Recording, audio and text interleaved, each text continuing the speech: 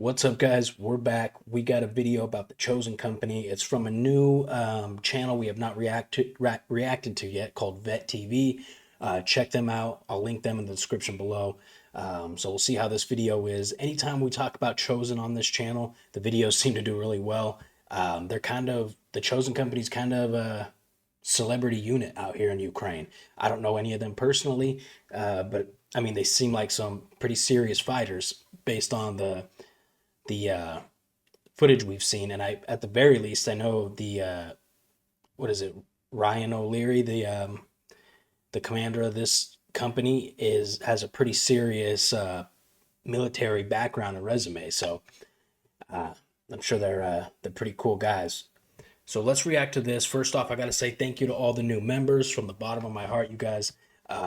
This kind of support allows me to continue doing what I'm doing, amongst other things that I'm doing here in Ukraine that I'll be able to share more of in the coming days. But I just got to say thank you guys so much. It means the world to me. All our new subs, views, shares, just helping me blow this channel up is of the utmost importance to me. This is my entire life revolves around Ukraine and bringing more awareness and keeping this conflict at the forefront of people's minds. That's what my entire world revolves around this right now. If we can keep it in the forefront and stop people from forgetting that what's actually happening over here, hopefully we continue to get more support and more aid from other countries, so on and so forth. Because like I said in my last video, when it's out of sight, it's out of mind. If people don't see this on the news, they don't give a shit, frankly. And I understand that. I'm the same way typically. If it's not right there in front of me, I could give a shit less, right? So it's important to for me to try to spread this as much as I can. I'll stop rambling. Oh, I got to introduce myself. My name's Saxon. I go by Vegas here in Ukraine. I was in the International Legion. I was in 1st Battalion, Charlie 3 Platoon. What else? I was a firefighter and an EMT outside Fort Worth, Texas before I came here to Ukraine. If you're interested in coming to Ukraine and joining an international unit, check out Hatia, the 13th Brigade, in my description below. There's the link. All right, let's go. That was quick, but let's go. More, but so like I chose the Army. Hold up, sorry.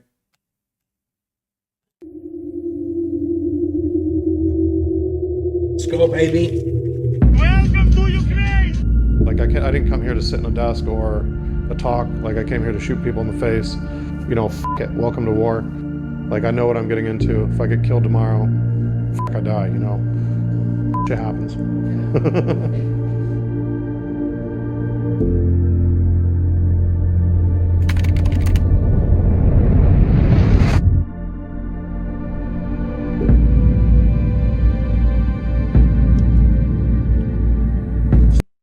Like a fucking movie, dude. This is awesome. Start with name. Call sign or name. Yeah, my call sign is my name, usually. My name's Ryan. I'm the commander of Chosen Company. Former U.S. Army, Iowa National Guard infantryman, 11 Bravo. Fought in Iraq 07-08, and then Afghanistan 2010 to 11. And then after that, I spent 5 years in the Iraq Army. And that was my service before Ukraine. Like growing up, so like I'm 38. That's serious fucking service, dude. Like this is what we would consider to be a career soldier. Like straight up, he has been fighting for almost half his life.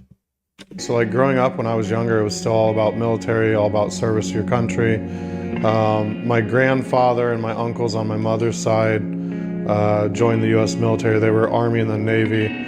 My dad's side, my grandfather fought in World War II. But other than that, like lineage really wasn't important. It was just more of like, I grew up in like rural America, like rural Iowa. It was like, if you're not farming, you're fighting in the military. So that's not really the way anymore. But so like I chose the Army because I wanted to shoot people still, but I didn't want to do like the 3-mile PT. Like 2 miles was good for me. Joined the Guard originally instead of active duty so I could go to college. I went to basic in 2004. 2005 my unit mobilized, and then I went on like active duty or active Guard reserve. So I ended up not going to college. And then 2007 rolled around and volunteered with another company in the brigade to go to Iraq. So like, I guess, yeah, originally I joined just because like growing up, we still had like patriotism in the US and like in the 90s. This is such a good point that he's making about the patriotism. I've talked about this in multiple videos, but growing up, you know, people, if you saw somebody burn an American flag on the street, the public, the civilians, the people would jump that person and beat his ass, right? If you saw half the shit that you see in the States now happening, it would not have gone without some sort of consequence in you know, when I was growing up. So this is such a good point, man, and I'm glad you. Very rarely do you hear people talk about this, especially not on the news, right? Because there's always this persona, this facade that the United States of America is and will always be the most patriotic and best and strongest nation in the world. Don't get me wrong. In my head, it is, right? It's my home. I love America. If we got invaded tomorrow, I'd fly back to the U.S. and defend my country in a heartbeat, okay? But if we're being very realistic, it is not like it used to be. And in my opinion, it is not the best country in the world, okay? It is low on the list in so many different international rankings when it comes to healthcare, education, infant mortality rates. I mean, you name it. It's all the way down here. Military up here, but that's also going down as of recently. I'll stop my tangent on that and let's keep watching this. Late 80s, I guess you could say. Like nowadays, it's a little different for people, but yeah, it's just, you know, what you did.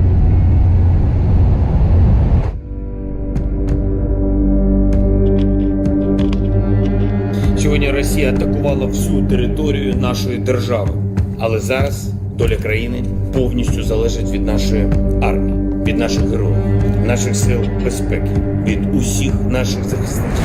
Pen and paper works fine to help. Comment down below where you were when this information came across, when you saw this info, whether you're watching it right when it happened or you saw it when you got home. Let me know, because I remember very specifically where I was and what was happening. Help change governments and to help change, like, you know, people's lives. But when the pen and paper fail, you got to pick up a rifle and you got to kill people. Go, go, go, go, go, go, go, go! Go, go, go, go! When somebody invades a democratic nation, start fighting back. Whether it's, you know, Ukraine, Canada, fucking Mexico, it doesn't matter. Whatever, you know, if they're a democratic country, as an American and from America, we're like the largest and most powerful democratic nation, and it's in our best interest to support democracy. If we can't do it with paper and a pen, pick up a rifle. Well said. The highs and lows, I would say for me, would be Chosen Company. Chosen Company. Chosen Company. Chosen Company. Chosen Company. Chosen Company. Like I said, I never came here wanting to be a company commander, unit commander, any of that bullshit. It just morphed into it slowly. But like now that it's happened, you know, like I'm not going to stop fighting. Like we've lost 11 men this war in Chosen Company. You know, if I go home now, what was it for? You know, like it's to the point now where like I'm not going to leave until we finish this war, whether we win or lose. Like here till the end. Because if I leave, you know, other guys are going to leave, and then if the unit collapses, you know, like what was the purpose? You know, like obviously, even the guys who died, they came to fight for their own causes, and like it was something they were willing to die for. But like I still feel like I feel like I sort of have to be here responsible for it. So like I'm not going to leave until the end, plain and simple. Again, if that gets me killed, you know, f it, welcome to war. I have 11 years in combat now, so like I know what I'm getting into. If I get killed tomorrow, I die, you know. Shit happens. Yeah.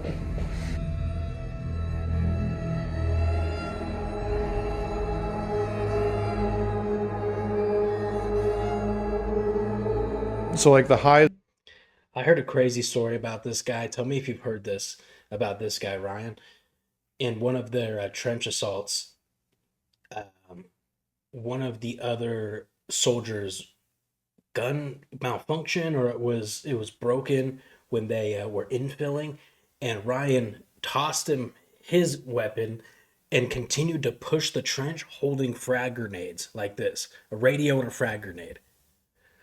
So he was in this trench line fighting with the rest of his guys with rifles, just with a radio and grenades. To me, that is that shows his experience in combat. The fact that he had the confidence to do something like that, and obviously survived, and they completed that mission as well. It was a successful mission. Just crazy. Guys would be like going from 7 men with an idea of like, let's fucking get this organized. Let's go kick some fucking Russians in the face, to now building out to a company-sized element that we're at now. Like, that's a high for me. We spent a year in 2023 in the Avdiivka sector. Not only did we stop the Russians cold in their advances, but we were able to, in 2023, to push into areas that the Ukrainians, held for 2 days in 2022 during the offensive, or the initial invasion, and we were able to take it all back plus extra. Wiping we wiped a whole company of Russians out. Like, legitimately, a whole company of Russians got wiped. It was like the 140th separate whatever storm battalion, like completely wiped the whole unit, except for like 6 people that we captured and wherever the battalion commander ran off to. But like, that's like a high, like showing that we can, like, foreigners can operate in this country, and they can operate within like the Ukrainian military and on a productive scale, and they can bring the NATO experience and, put in the work. And like, we're not going to flee when artillery comes. We're not going to stop a halt just because we have somebody injured, or stop an operation because somebody gets shot or whatever. Like, we can throw down. And I think we proved that with the 59th. So like, yeah, like, that's the high, saying, hey, I'll take 12 men, we'll assault that village with 100 Russians, and I don't give a shit. Let's plan it, let's prepare it, let's train for it, and then like, let's execute and do it. And we were able to take back, like I said, we almost took back all of Pervomaisk. For those that don't know, you basically have Pervomaisk, Pisky, and Donetsk. Like, we, at one point, we were within 3 kilometers of the city of Donetsk, so I mean, like, you can do work as long as there's a support and like, this discipline's there and the structure's there. So like, that would be the high, is just proving to the Ukrainians, like, look, we're not all a bunch of cowboys. We did 12 months of storm operations and lost 11 men. And only 3 of those we lost on actual assaults. 8 men were killed during the defending positions.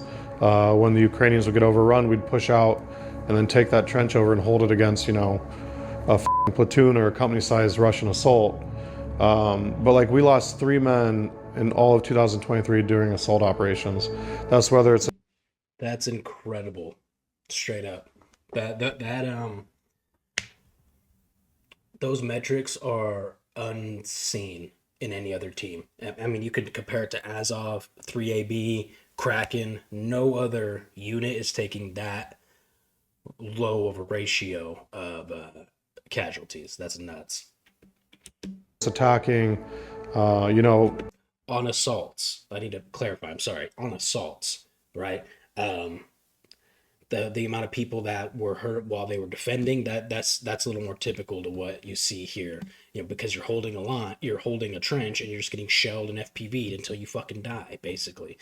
So those casualty numbers make a little more sense to me, but those assault numbers, that's wild, man. That's very good. Extremely fortified urban positions, or driving Humvees through minefields to hit people, in a trench. Most assault operations, 3 men are lost in the first 5 minutes, or first part of the assault. So like, yeah, we do a bunch of crazy fucking ops, but like, it's not just motivated, but we have the experience, and we have the leadership is there, is built out. It's not just me, it's like my NCOs, my EXO, and everyone else. Like, we're disciplined on the field, and we're degenerates in the barracks, but it works out. And like, so yeah, we do have that organization there, and like, it's probably one of the main draws. And like, I would say almost like 90% of the unit is still here. Like if you've joined Chosen, you don't leave. A majority have been here for 18 months now. You know, even through the shit, they're still here. They might take a month off, go home, see their family, you know, get laid, whatever, but then they're back in the trenches with us. And like, that's a unique thing because most times in Ukraine, you know, foreigners come here for 2-3 months, they get artillery, they get hit with shrapnel, and they fuck off home for good. You know, we have guys who go out on an operation, get hit with an artillery shell, have a frickin' 3-inch size hole in their back, and a week later they're on an operation because they want to be here, they want to fight. So like, I think that's our main draw. I mean, like, there's really no negatives when it comes to, like, the only negative really is losing guys. Because, like, I try to go on every operation, whether it's directly driving in a Humvee. And, I mean, there's been arguments about this, like, should I be out, you know, assaulting a Russian trench as a company commander? Honestly, fuck that, like, let's go for it. Like, I didn't come here to sit in a desk or a talk. Like, I came here to shoot people in the face. But I would say the only low in the unit, or as being a company commander of a bunch of foreigners from 40 different countries, is just losing guys. Like, I mean, you build a bond with them. So, and like, you know, I live with them. Like, I don't have when I'm with the guys in the field, I don't have my own like little bunker or anything. You know, I live with the guys I'm commanding. So there's like a more personal bond that we've had. We lost one guy, Stremsky. Stremsky was with us for about 3 weeks. Died on his first like operation with us. He volunteered to go out because he had been in the unit for so short a time. You know, we wouldn't have typically sent him out, but he's like, look, I want to go. I've got this. I've done training. So, you know, he went out. But like, I mean, they're all the worst. But because, like, again, it's a brotherhood. Like, I knew Swede real well, Lance, Dubs, Gimli, Gander, Jeppo, you know, Soresh, Ethan, like all of them. Like, they're not, none of their losses is any worse than the other ones. Whether I watched them, you know, next to him in the field or had to carry him out, like, they're all the same. It's all terrible. But outside of like losing people, I mean, there's no real, like, that's the only worst part of this war. Like, I don't mind getting shot at. I don't mind getting blown up. Like, it's sort of fun, not gonna lie. Like, you know, we drove over an anti-tank mine with a Humvee. I got ejected out of the back hatch area. You know, it's what it is. Still got up, killed a bunch of Russians, went back to base, joked about it. Like, there's no worse thing. The only worst part is losing guys. People get injured. That's not that big of a deal. You know, they come back. People get killed. They obviously don't come back. And so, like, there's not really, like, I'm not really here because I'm an adrenaline junkie. Like, there's a lot of things you can do for adrenaline other than getting fucking shrapnel wounds. But like, It's true. combat for me now is just another day at the office. It's not a big deal. The only time, I don't even think I really reacted when I got blown up. Like, we literally hit an anti-tank mine on an operation in a Humvee, and like, it wasn't even like, oh shit, it was like, okay, I gotta get the equipment out of the vehicle. So I'm just jumping in and out of this vehicle, getting shot at by a machine gun. Like, there's no like, oh fuck moments anymore. It's just like reaction. So, I mean, I don't know. It's not really adrenaline anymore. It's just, I'm here because I believe in democracy, and like, I'm not gonna leave the unit now because we lost guys. So now it's like, we're finishing it. Like, it's more of, it's not about the adrenaline. Now it's about the brotherhood, and like, you know, these guys stuck it out with me. Now I'm gonna stick it out to the end. Like, I've been doing this so long now. Like, I could go back right now and be a civilian. Would I like it? No. Would I do it? Yeah, I mean, I could go mow my grass every fucking Sunday and fucking hit golf balls or whatever the fuck they do for civilian life. But like, I'm gonna stick this out, and then, like, you know, even after this war, there's gonna be jackass countries with jackass leadership. So like, my goal now is when this war finishes, Chosen goes to the next one. We go fuck up whoever else is being a jackass. And you know, I think the days of being a democratic nation that tries to appease to countries like Iran, fucking Russia, China, like, it's over. Like, we tried in the 90s and the 80s to and even the 2000s to be friendly to these countries, and they've done nothing but fuck us over. So it's time, you know, like, let's go fuck them up. If the governments aren't going to do it, then we can join militias that can do it. We can go out the smaller countries that are doing it. Like, you know, like Burma's a perfect example. If that war is going on when this one's over, as long as they'll pay us enough money to fucking get by, you know, let's go fuck up that Burmese government. Like, if they're not democratic, fuck them. It's plain and simple. So what's the motivation guys that say want to come out here? What do you say to them? I mean, like, look, most people come out here most people aren't like me. They're not like super ideological. A lot of people want to come out here because either they were a GWAT veteran and they sat on a base in Iraq or Afghanistan, or they were at the tail end of GWAT and they never, like, they trained so hard for 1 year, 2 years, 3 years, 4, whatever the enlistment is now, 4 years, and they never got to see combat because, you know, we decided to pull out of Afghanistan and, you know, let Iran run the show in Iraq. So, like, a lot of guys come out here just to see if they, you know, that training, if they can still prove themselves. And, you know, there's other guys come out here, obviously, for the adrenaline. There are, like, it is what it is.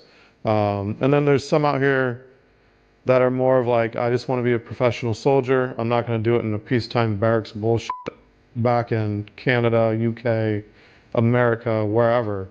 But like, if you're motivated and you want to come out here and fight, come out here and fight. But like, you have to understand, this isn't like the GWAT era. You know, this is static trench warfare. It's brutal. It's up close and personal. When we're doing trench warfare, you know, your enemy's 5 meters away from you, not 500 meters on a hillside. When you're fighting in a village, it's room to room, basement to basement. Like, it's not a fucking, you know, NATO type deployment. You're going to be given a rifle, 8 mags, get trained up, here's some grenades, go fucking do work. So if you want to come out here, you need to think serious enough if it's something that you don't mind getting killed doing, getting fucking injured. You know, like, in injuries being like, you know, you can lose an arm, you can lose a leg, you can lose an eye, you might have half your fucking face ripped off. Because like, everyone in Chosen that has fought, anyone who fought in 2023 in Chosen's been injured at least once. Most 2, 3, 4 times. Like, we have one guy I think's been injured 6. Like, if you're gonna come out here, just understand it's not a fucking joke. It's war.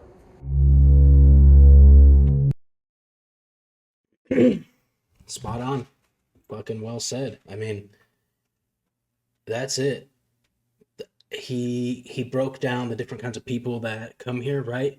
Which we've talked about in different videos, and you've got. He said it perfectly. I don't even have to reiterate it. And also, it's no joke. People get injured and die every single day here.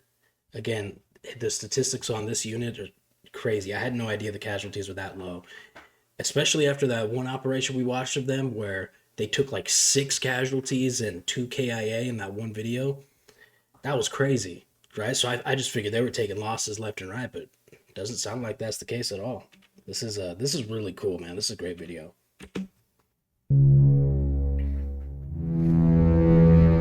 If you're gonna come out here and you actually want to throw down and you're serious about it and you can be a professional soldier, you know, come fuck shit up with us, like, plain and simple. You know, we're not gonna babysit you. It's Big Boys Club. You know, we'll train you up to standards. We'll make sure you can shoot people in the face and you can move, you know, shoot, move, communicate. But like, at the end of the day, you know, join us if you want to fucking shoot stuff and blow people up, I guess. But like, if you just want to come here and fight on a front for a month and then you need a break, you know, go find a different fucking unit. When we started this unit, when we started Chosen, you know, we wanted to make a point. We wanted to, you know, be like, not really badasses, but we wanted to be able to we wanted to be the ones the Ukrainians looked at to, you know, go kick some Russian teeth in and, you know, just fucking unload and push lines. So like, there is a lot of preconceived shit, like, again, suicide operations, guys getting needlessly killed, and there is a lot of accountability when it comes to being a commander. But like, people also, if you've never been in Chosen and if you've never done an op with us, like, you're not going to understand. Like, we do full on like NATO standard op orders, and like not like just write the op order and then like go execute.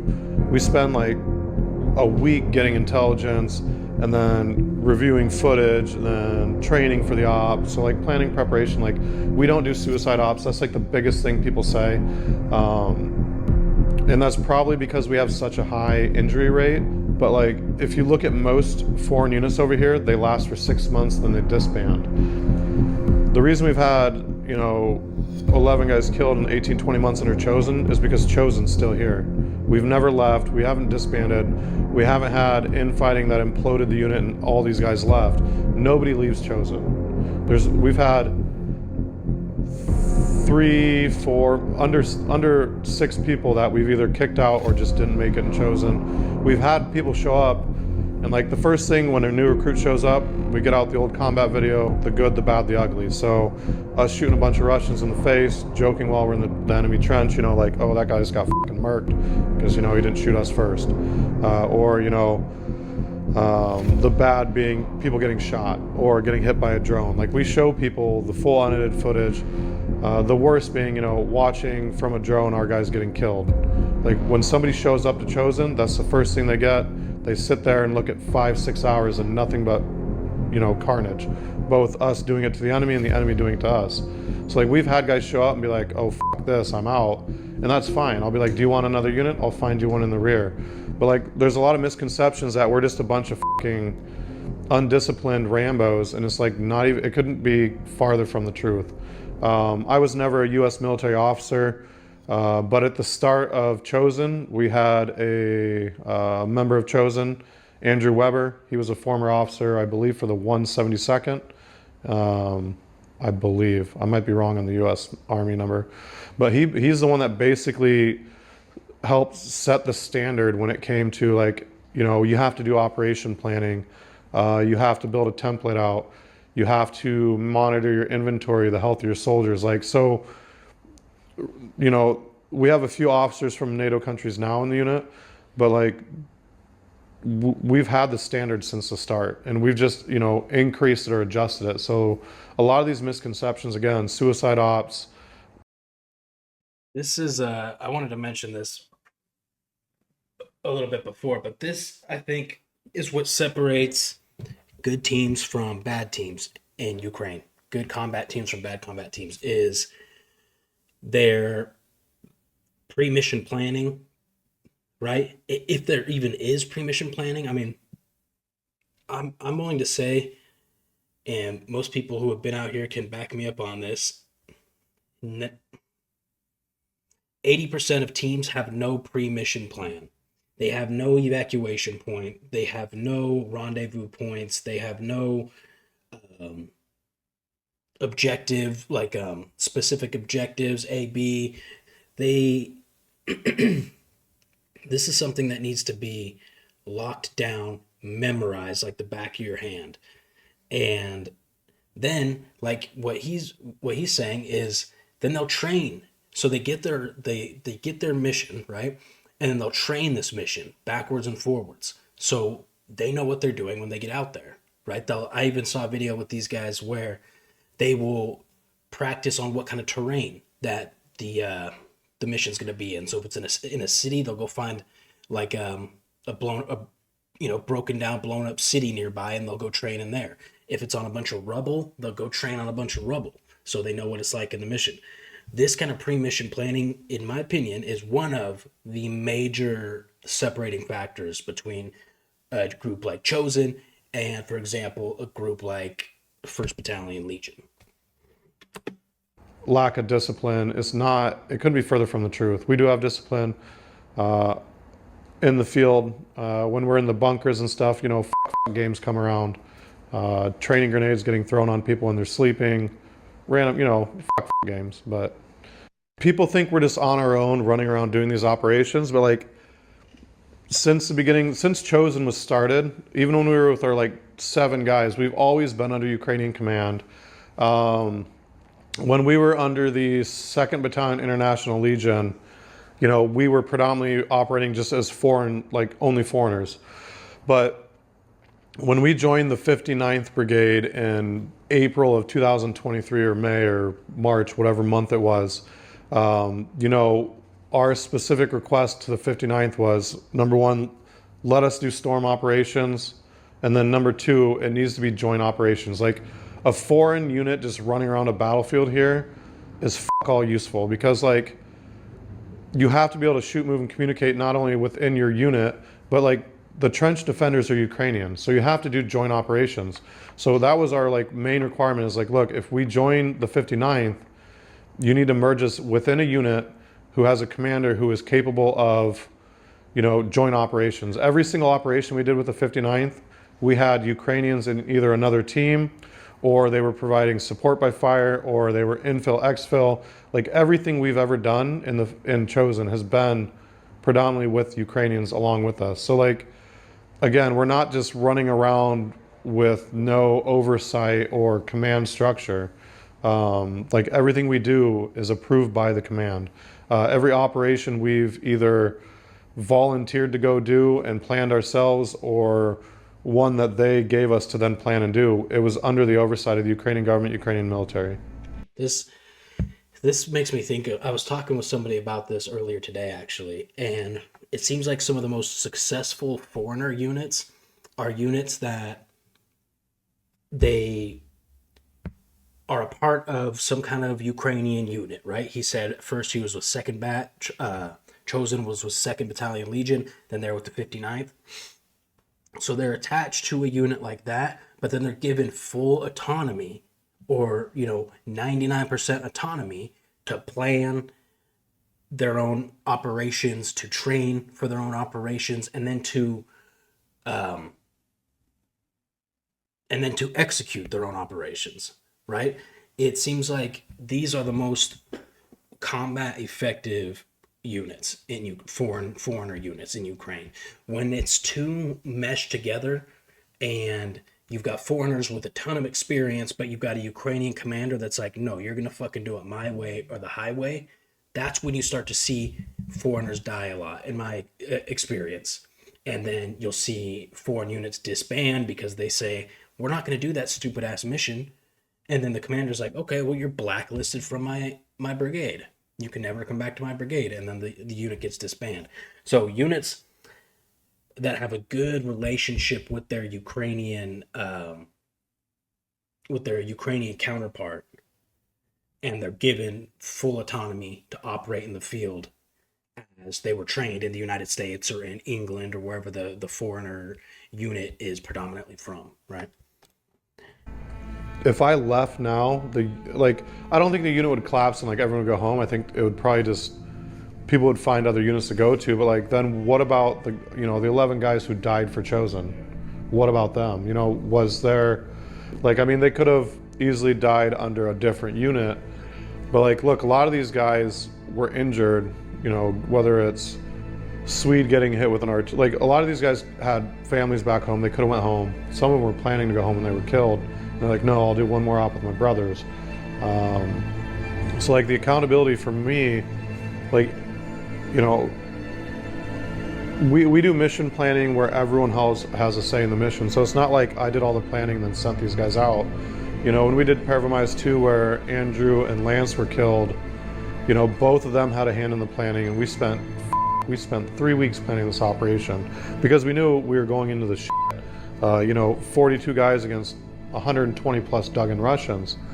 But like, there's still accountability on my side because like they were under my command, they got killed.